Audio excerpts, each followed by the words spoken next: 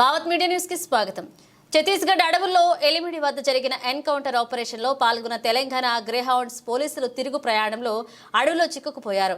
ములుగు వాజేడు ప్రాంతంలో వాగులు ఉధృతంగా ప్రవహించడంతో 4 రోజుల పాటు అడవిలోనే నరకయాతన పడ్డారు. సోమవారం వర్షాలు తగ్గుముఖం పడడంతో వారిని హెలికాప్టర్ ద్వారా వాజేడు తీసుకొచ్చి ఆసుపత్రికి తరలించారు. శాంతి భద్రతల పరిరక్షణలో పోలీసు చేసే కష్టం సాహసం చాలా వరకు బయటికి ప్రపంచానికి తెలియదు. సంఘ విద్రోహులు అణచివేతలో భాగంగా అడవుల్లో కొండల్లో తిరుగుతూ ఎండకు ఎండి వానకు తడిసి చలికి వణుకుతూ పోలీసులు పడే శ్రమ అసాధారణమైనది.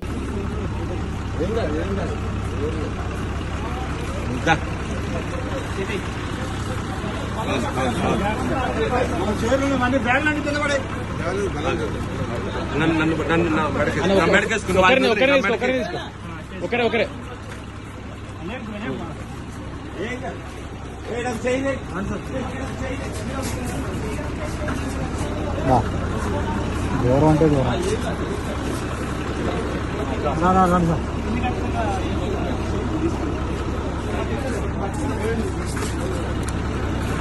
ఎగరకండి.